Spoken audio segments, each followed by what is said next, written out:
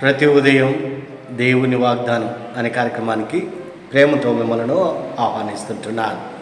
ఈ ఉదయకాల సమయంలో దేవుడు మన కొరకు ఏర్పాటు చేసినటువంటి వాక్య భాగము యెషయా గ్రంథము 66వ అధ్యాయము 12వ వచనాన్ని ధ్యానించుకుందాం. యెషయా గ్రంథము 66వ అధ్యాయము 12వ వచనాన్ని ధ్యానించుకుందాం.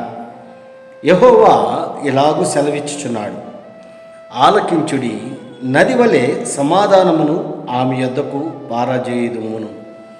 క్రీస్తునందు ప్రియమైన దేవుని బిడ్డలారా, ఈ ఉదయకాల సమయంలో పరిశుద్ధాత్మ దేవుడు మనకిస్తున్నటువంటి వాగ్దానము, ఆలకించుడి, నది వలె సమాధానమును ఆమె యొద్దకు పారజేయుదును. ఈ యొక్క వాగ్దానాన్ని దేవుడు మనకును మన కుటుంబాలకును ఆశీర్వాదకరముగా మార్చునుగాక. ఆమేన్. క్రీస్తునందు ప్రియమైన దేవుని బిడ్డలారా, ప్రవక్తలలో ఒకడైనటువంటి యెషయా ప్రవక్త ఈ యొక్క గ్రంథాన్ని రచిస్తూ ఇశ్రాయేలు యొక్క ప్రజలను ఉద్దేశించి దేవుడు యెషయా ప్రవక్త ద్వారా మాట్లాడుతూ ఉంటున్నాడు. ఈ యొక్క మాటల్లోని ప్రాముఖ్యమైనటువంటి మాట సమాధానము. ఈ సమాధానము అనేది చాలా ప్రాముఖ్యమైనటువంటిది.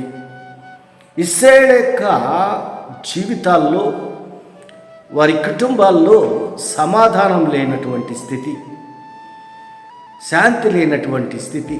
ఎందుకనగా వారు దేవుణ్ణి విసర్జించి జీవిస్తూ ఉంటున్నారు, దేవుని పైన తిరుగుబాటు చేస్తూ ఉంటున్నారు. అందును బట్టి వారికి జీవితాల్లో సమాధానం లేదు. సమాధానం లేనటువంటి జీవితాలకు దేవుడు సమాధానాన్ని దయచేసేటువంటి దేవుడు. ఏ రీతిగా సమాధానాన్ని దయచేస్తున్నాడంటే, నది వలె ప్రవహింపచేసింది. అనగా ఆయన సమాధానానికి అవధులు లేవు, హద్దులు లేవు.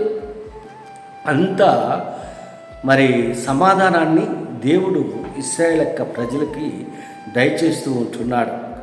క్రీస్తునందు ప్రియమైన దేవుని బిడ్డలారా, మన ఆత్మీయ జీవితంలో, మన కుటుంబ జీవితంలో సమాధానం లేనటువంటి స్థితి, సమాధానము లేనటువంటి కుటుంబాలు ఎన్నో ఉంటున్నాయి.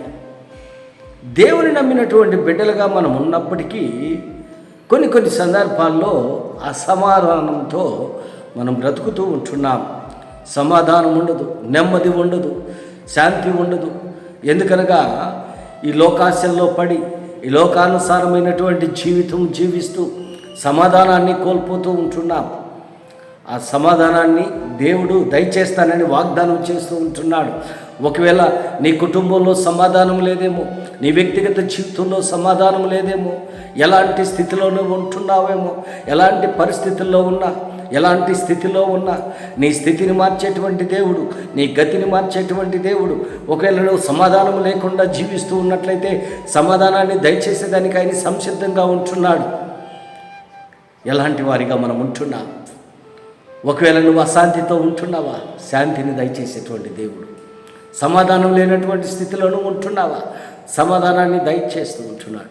ఎప్పుడైతే ఆయన యందు విశ్వాసం ఉంచి, ఆయన యందు నమ్మిక ఉంచి జీవించినప్పుడు దేవుడు సమాధానంతో దీవిస్తాడు.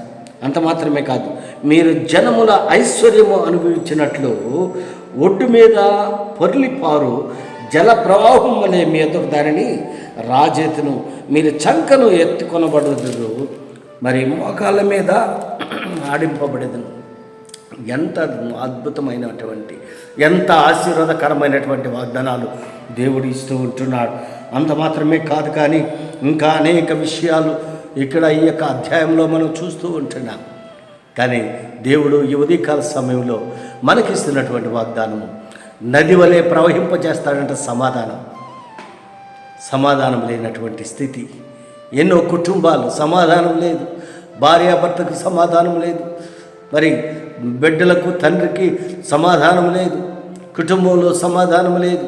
అలాంటి సమాధానం లేనటువంటి స్థితిలో అనేక కుటుంబాలు ఈ లోకంలో జీవిస్తూ ఉంటున్నాయి. అలనాడు ఇశ్రాయేలు ప్రజలు కూడా సమాధానం లేనటువంటి స్థితి, మరి సంచారం చేస్తున్నటువంటి స్థితిలో వారు ఉంటున్నారు, అసమాధానంలో వారు ఉంటున్నారు. దేవుడు వారికి సమాధానాన్ని దయచేస్తానని వాగ్దానం చేస్తూ ఉంటున్నాడు. దేవుడు మరి నమ్మదగినటువంటి దేవుడుగా ఉంటున్నాడు. ఆయన మాట తప్పనటువంటి దేవుడుగా ఉంటున్నాడు. ఆయన యందు విశ్వాసం ఉంచి, ఆయన యందు నమ్మకంతో నువ్వు జీవిస్తూ ఉన్నట్లయితే, అసమాధానంతో నువ్వు ఉన్నట్లయితే, మరి నది వలె సమాధానమును ఆమె వద్దకు పారజేతునని దేవుడు ఇస్తున్నటువంటి వాగ్దానము మన జీవితాల్లోనూ మన కుటుంబాల్లోనూ దేవుడు ఆశీర్వాదకరంగా మార్చును గాక. ఆమేన్.